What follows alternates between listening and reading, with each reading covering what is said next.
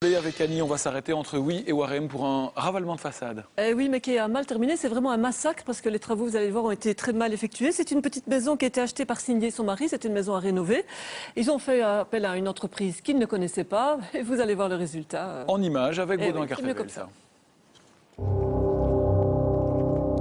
Cindy et son mari ont acheté cette petite maison à Gers, entre Oui et Warem, dans l'intention de la rénover petit à petit. Ils ont fait appel à un entrepreneur pour d'abord reconstruire l'angle du pignon, puis il a fallu consolider la base du pignon, et là, les problèmes ont commencé.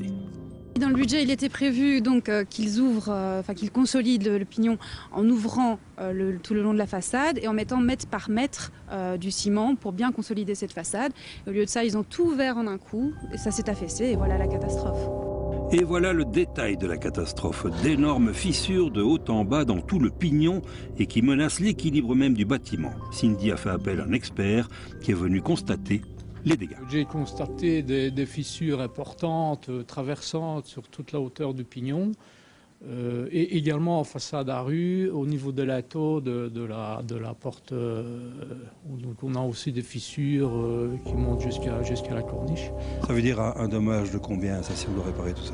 En fait, il va falloir remonter un nouveau mur à l'intérieur, et soit démolir ou garder l'ancien en le réparant, en refaisant aussi également les fondations. On estime la valeur des travaux à réaliser ici à 30 à 40 000 euros.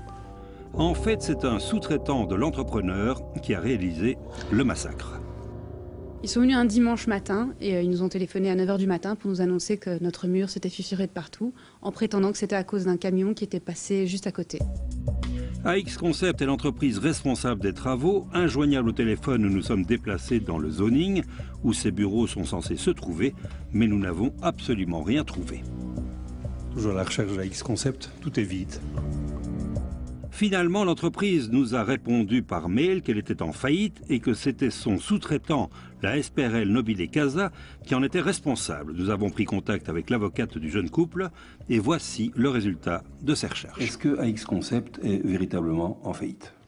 Écoutez, à l'heure où je vous parle, certainement pas, puisque suite à un contact téléphonique que j'ai eu ce matin avec le tribunal de commerce, aucune démarche n'a été faite par AX Concept pour une quelconque déclaration de faillite. Et le sous-traitant, la SPRL Nobile Casa, existe-t-il? En tout cas, il n'existe pas sur le site de la banque Carrefour. On a tapé Nobile Casa. On est également allé voir sur le site du Moniteur belge. On ne trouve pas cette société. Cindy et son mari comptent attaquer au civil AX Concept, mais aussi au pénal pour dégradation de biens immobiliers. L'affaire ne sera traitée que dans 1 an et demi au mieux. En attendant, le couple vit avec son bébé chez les beaux-parents.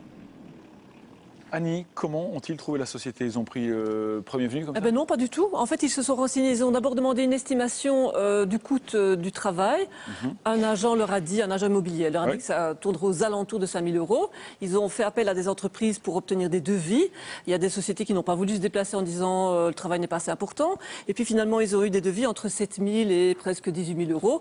Ils ont choisi, comme on ferait tous peut-être, le moins cher. Mais donc, ils ne se sont pas contentés de prendre la première entreprise sur Internet ou dans le bottin. Donc il y a quand même eu des précautions qui ont été prises au départ. Donc ici, combien pour les travaux qui n'en sont pas? Alors le devis, c'est 7 000 euros et de ce qui a été payé comme à compte, c'est 5 000 euros. Donc il reste un peu moins de 2 000 euros à payer pour ces travaux qui effectivement n'en sont pas. Il n'y a pas une loi qui oblige au versement d'acompte? Alors vous savez bien, ici on est dans le cadre de travaux de rénovation. C'est pas tout à fait la même chose dans le cadre de la construction d'une maison, mais dans le cadre de travaux de rénovation, non, il n'y a aucune loi qui oblige au versement d'un acompte.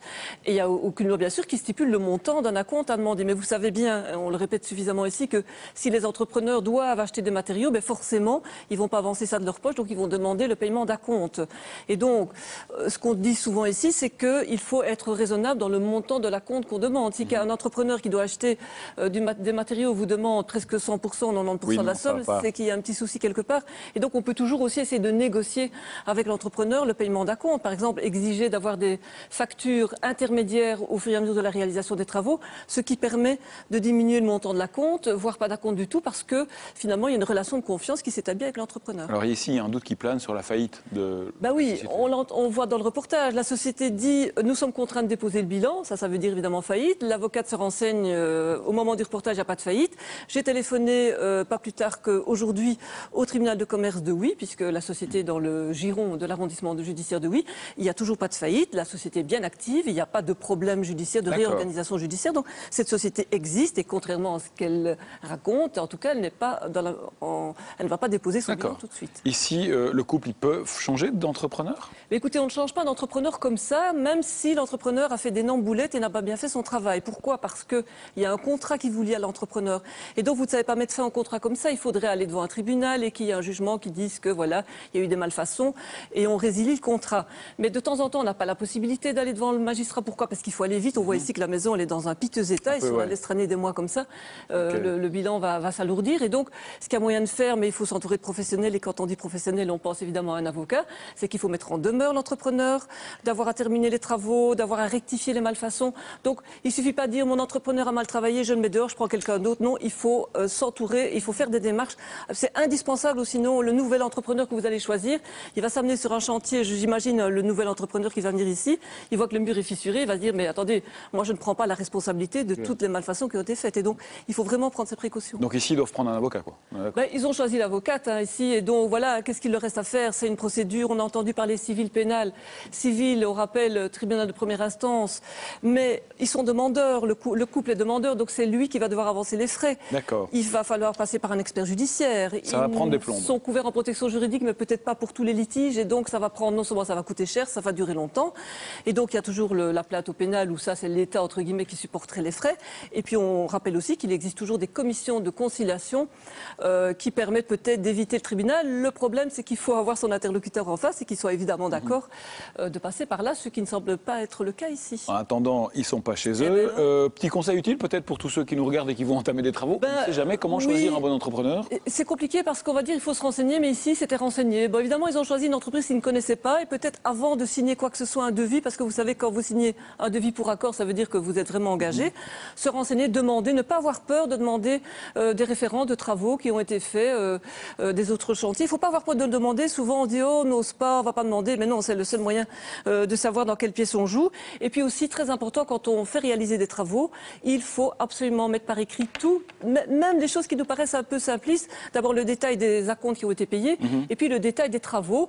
Plus vous mettez par écrit, plus vous éviterez les contestations. Et puis on retiendra aussi que certains entrepreneurs peuvent vous faire croire qu'ils sont en faillite, juste pour vous les laisser un peu de côté. Voilà. Ça aussi, c'est, et donc on peut vérifier aussi, Mickaël, vous avez raison de le dire, on peut quand même encore vérifier la situation fiscale, financière des entrepreneurs en s'adressant directement au service public fédéral des finances et à l'ONSS pour savoir simplement si les entreprises sont en ordre. C'est un clignotant, comme on dit, vert, ça veut dire que l'entreprise est bonne. Merci pour ces précieux conseils. Écoutez, on va demander à notre invité du jour de faire son entrée sur le plateau.